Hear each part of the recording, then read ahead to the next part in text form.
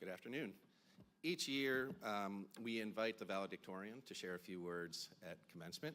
For those that weren't here last year, we surprisingly ended with 4 students with the same GPA. This year, there's just one. Kevin, the podium's yours.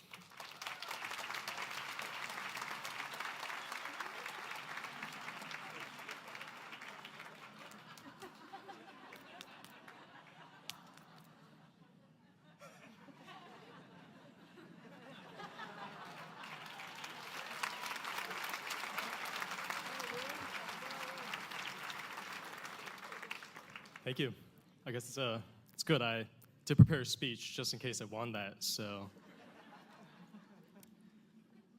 When you think valedictorian speech, you probably expect me to come up here and talk about hard work, dedication, maybe throw in a quote from some motivational Instagram account. But instead, today, I want to talk to you all about doing absolutely nothing. Let me explain. For the past 4 years, I've developed a habit of going out to watch the sunrise in the morning. I know, kind of weird. Usual response I get is, "You do what?" followed by concern for my mental health or intrigue in what bet I must have lost. But this routine, this ritual to one particular boulder in the forest behind my house has been one of the most defining and influential aspects of my life. Waking up and peering through the slits of my window to see a void of darkness, followed by the sound of crisp leaves crunching underfoot as I trek through a dim forest.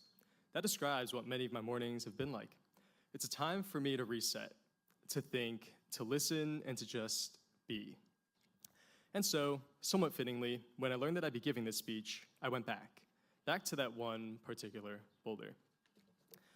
Now, imagine with me, if you can, a million things running through my mind. What to say, what this means, how to keep the attention of an entire group of people. And so I sit, I think, I get distracted by the rustling of squirrels in the distance and some annoying little flies. And I think some more.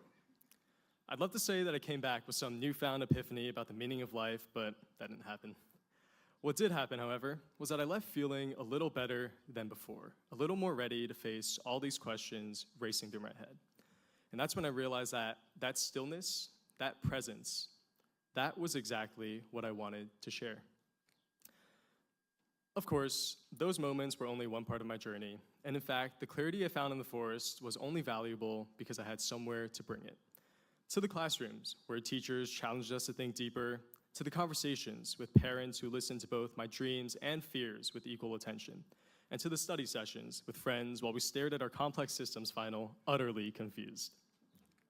To all of you who made this journey possible, and I mean all of you, my parents, my sister Ashley, my grandparents, my uncles and my aunts, my teachers, my peers, my friends, and the entire Morristown Bear community as a whole, thank you. Truly.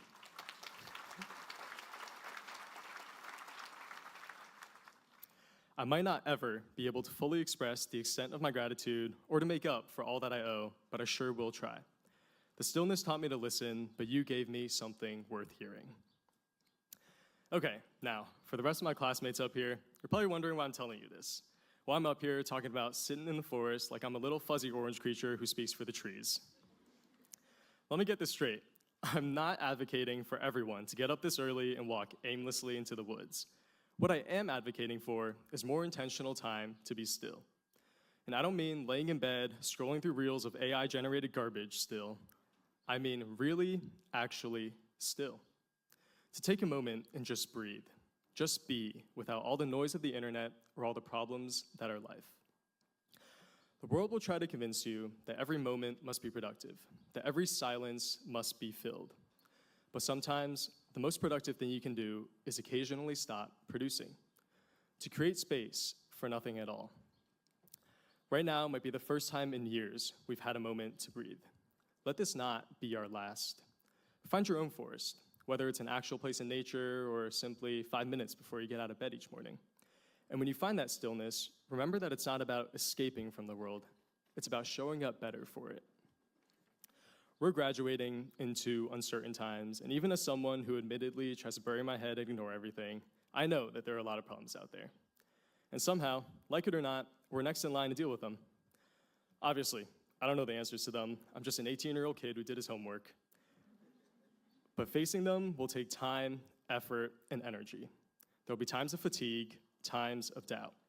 But if there's one thing I am certain of, it's that we'll be better able to handle what's coming if we just take a moment to pause. So, for all of you who inevitably zoned out for most of my talk, occasionally came back for a few words, hope you at least found some stillness while you were at it. And to my friends, my peers, my classmates of the class of 2025, I want to leave you with this. In the rush that's coming, in the beautiful mess of life ahead, don't forget that sometimes the most important thing you can do is absolutely nothing at all. Congratulations, class of 2025.